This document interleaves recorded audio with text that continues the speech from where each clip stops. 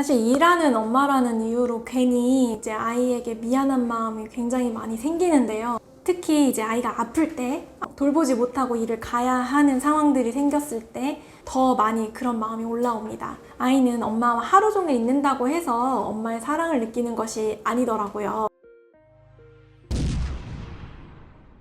요즘 아이들은 사실 태어나자마자 스마트폰이 있는 세상에 살고 있어요. 하지만 자기조절력이 부족한 아이들에게 바로 스마트폰이나 스마트 기기를 쥐어주는 것은 굉장히 위험한 일이죠. 그래서 자기조절력을 키워주는 과정이 또 매우 중요할 것 같습니다. 그래서 두 가지를 기억해 주시면 좋을 것 같아요. 첫 번째는 시간과 횟수를 제한하는 것, 두 번째는 일관성과 반복 입니다. 자기조절력을 키워가는 영유아기 시기에 영상을 보여주거나 스마트 기기를 활용한 어떤 활동을 한다면 제한 시간을 두고 부모와 함께 시청하는 것 등의 기준을 마련하는 것이 필요합니다. 또 시간은 어린아이들에게 사실 추상적인 개념이에요. 그래서 시간이 시각적으로 보이는 어떤 타이머를 사용한다거나 아니면 뽀로로, 타요 같은 영상들은 10분 정도에 소요되는 영상이기 때문에 아이들에게 20분 정도 보여준다고 했을 때 20분만 볼 거야 라고 하기보다 오늘은 그럼 뽀로로 2편만 보자, 이렇게 횟수를 제한할 수 있을 것입니다. 이 과정은 그리고 아이와 반복된 연습과 훈련이 굉장히 중요한데요. 한 번에 이 약속을 지키는 아이는 절대 없을 거예요. 그래서 부모 또한 같이 정한 시간을 꼭 지켜야 합니다. 아이가 한 번만요 라고 이야기를 할 거예요. 그런 말이 넘어가서 정한 약속을 지키지 않는다면 그 다음에 또 다시 문제를 일으키거나 아이가 떼를 부리게 될 것입니다. 그래서 이 훈련이 잘 된다면 아이는 스스로 조절하는 능력을 키울 수 있고 또한 더 커서도 부모와 협의해서 시간을 정하고 조절해 갈 수 있을 것입니다. 기본생활 습관이라고 하는데요. 기본생활 습관은 일상생활의 능력입니다. 그래서 이 기본생활 습관은 유치원과 어린이집에서 계속 아이들을 매일 연간 지속적으로 지도해 나가는 영역이기도 한데요. 이 영역을 구분하면 청결, 영양, 수면, 배변, 식사 이런 것들이 있습니다. 그래서 이런 기본생활 습관을 왜 기르게 되냐면 아이의 독립을 돕는 한 과정이기 때문입니다. 그래서 이 생활 습관을 기를 때 부모는 아이 대신에 해주는 시간을 줄이고 작은 단계로 쪼개서 아이가 스스로 할 수 있게 만들기 습관 교육의 핵심이자 전부라고 해도 과언이 아닙니다. 첫 번째로 청결 부분은 외출 전후, 식사 전후, 손 씻기, 양치하기, 샤워하기, 손발톱 정리하기 등이 있습니다. 두 번째로 영양과 식사에서는 음식을 골고루 먹기, 앉아서 식사하기, 음식을 입에 넣고 꼭꼭 씹기, 먹으면서 말하지 않기, 먹고 나서 그릇 정돈하기, 먹은 자리 정리하기 등이 있습니다. 세 번째로는 수면 습관인데요. 수면 습관은 규칙적인 시간에 잠자리에 들고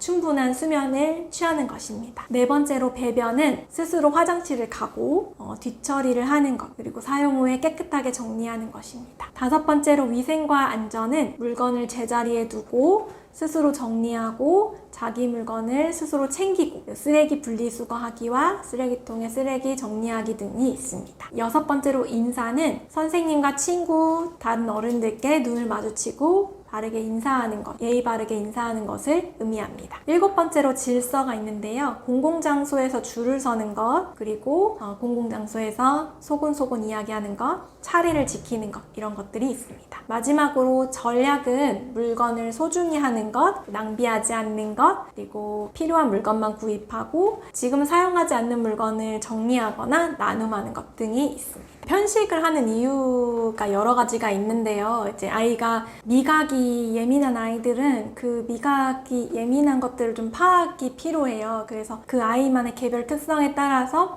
당근을 먹는데 당근의 향이 좀 많이 아이에게 거슬린다 한다면 그런 것들 좀 작게 만들어서 먹인다거나, 혹은 아이랑 또 다른 방법은 아이랑 요리 활동을 하면서 식재료와 친해지는 방법이 있습니다. 그래서 아이와 요리 활동을 같이 하면서 편식 습관을 지도해 주시는 것도 좋은 방법. 사실 일하는 엄마라는 이유로 괜히 이제 아이에게 미안한 마음이 굉장히 많이 생기는데요. 특히 이제 아이가 아플 때 아이를 돌보지 못한다는 마음 때문에 돌보지 못하고 일을 가야 하는 상황들이 생겼을 때 더 많이 그런 마음이 올라옵니다. 근데 그럼에도 불구하고 아이는 또 아이대로 자라나는 시간이 있다는 걸 기억하면 좋겠습니다. 아이를 믿고 지지해주고 엄마의 사랑을 보여주시는 것이 더 중요합니다.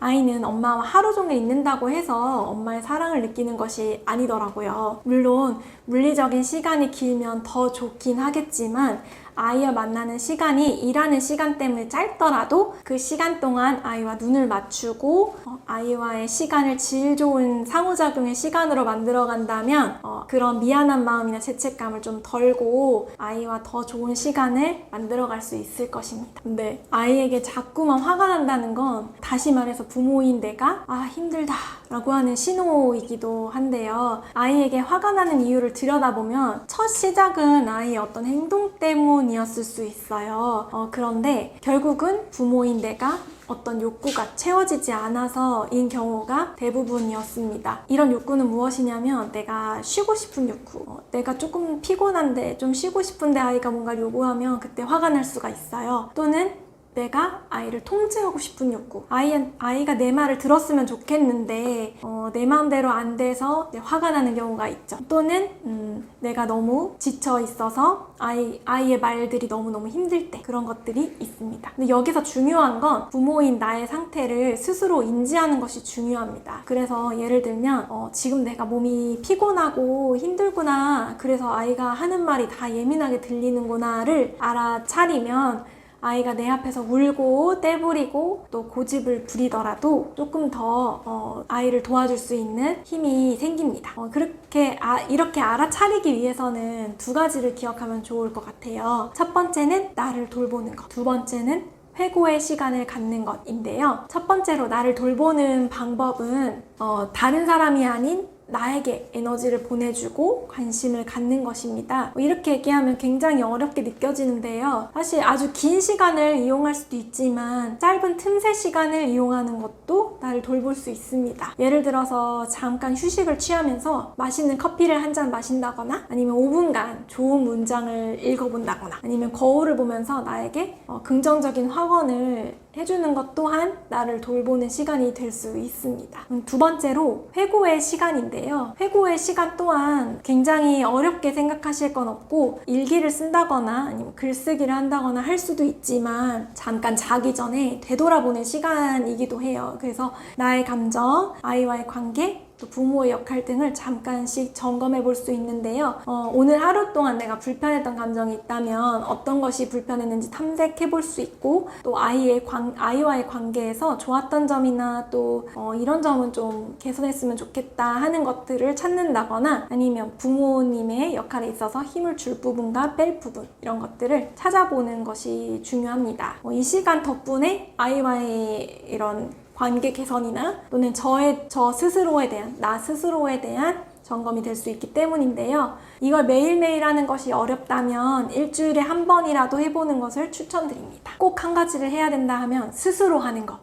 물건을 스스로 챙기고 스스로 뭔가 자기가 할 것들을 해나가는 것이 중요하다고 생각해요. 왜냐하면 이 시기 동안 자기가 할 수 있는 것들을 할 수 있도록 해주는 어머님들이 많지 않더라고요. 예를 들면 가방을 혼자 스스로 매는 것. 사실 대부분의 어머님들이나 어른들이 아이의 가방을 메어줘요. 근데 가만히 지켜보면 초등학교 가서도 부모님들께서는 가방을 메어주시는 분들이 많이 있더라고요. 근데 그렇게 되면 아이는 내 물건을 내가 챙긴다라고 생각을 하지 않게 될 수 있습니다. 그래서 유치원에서부터 이런 부분을 길렀으면 하는 부분은 스스로 자신의 물건을 챙기고 스스로 자기가 독립적으로 해나가는 어떤 작은 실천들을 도와주는 것이 필요하다고 생각합니다. 학부모 상담을 할 때 우리 아이에 대해서 조금 더 파악을 하기 위해서 이런 질문들을 하면 좋을 것 같아요. 예를 들어 아이는 사실 유치원에서 사회생활을 하고 있는 것이다 보니 집에서의 모습과 기관에서의 모습이 좀 다를 수 있거든요. 그래서 아이의 장점이나 혹은 단점 이런 것들을 파악해두면 아이에 대해서 더 도와주고 성장하는 데 도움을 줄 수 있는 부분들이 생길 수 있습니다. 교실에 있는 교사에게 이런 상담할 때 이런 부분은 물어보면 좋은 것이 어떤 것이 있냐면, 첫 번째로 아이가 어떤 놀이에 관심을 갖고 있는지, 교실에서 주로 하는 놀이가 어떤 것인지를 물어봐 주셔도 좋을 것 같아요. 두 번째로 아이가 집에서는 이러이러한 어려움이 있는데 혹시나 친구들과의 관계에 있어서 비슷한 문제가 있는지 없는지, 또 집에서는 어떻게 도와주면 좋은지도 물어봐 주시면 좋을 것 같습니다. 육아의 이제 마지막 종착점이라고 한다면 결국 아이의 독립을 도와주는 여정이라고 생각합니다. 그래서 우리는 계속 아이들에게 가르치고 훈육하고 사랑으로 돌보죠. 잘하는 육아의 기준은 사실 부모와 아이가 서로 편안한 하루를 보내는 것이라고 생각합니다. 육아는 완벽한 것이 아니라 회복과 성장의 과정이라고 생각합니다. 그래서 우리가 힘든 이유는 사실 부모와 아이 모두의 에너지가 소진되기 때문인데요. 부모가 훈육하고 반복 설명하고 또 아이의 기다림을 견디고, 때로는 아이가 건드린 내 감정이 흘러나올 때 막 폭발하기도 하죠. 동시에 집안일이나 각자 일까지 감당해내려면 겹겹이 쌓여진 과업들 속에서 부모인 내가 스스로를 조절하고 좋은 어른으로 자라려고 하는 것들이 좀 어렵습니다. 그래도 육아를 잘 한다는 것은 이 힘든 과정을 지나면서 아이와 나의 성장을 알아차리고 그 여정을 조금이라도 즐길 수 있는 여유를 갖는 것일지도 모른다고 생각합니다. 시청해주신 구독자 여러분, 이미 여러분은 충분히 좋은 부모입니다. 육아는 아이의 독립을 돕는 여정이고, 잘하는 육아는 아이와 나 그리고 부모와 자녀 간의 편안한 하루가 하루하루 늘어나는 것이라고 생각합니다. 완벽보다는 회복과 성장을 선택하고 겹겹이 쌓여진 과업 속에서 내 감정을 조절하는 연습도 필요합니다. 아이를 더 잘 키우고 싶은 마음이 앞설 때마다 아이의 속도와 기질, 그리고 이 시기에 꼭 필요한 놀이와 쉼을 함께 떠올려 주시면 좋겠습니다. 오늘의 작은 여유가 부모와 자녀의 내일을 키워갑니다. 감사합니다.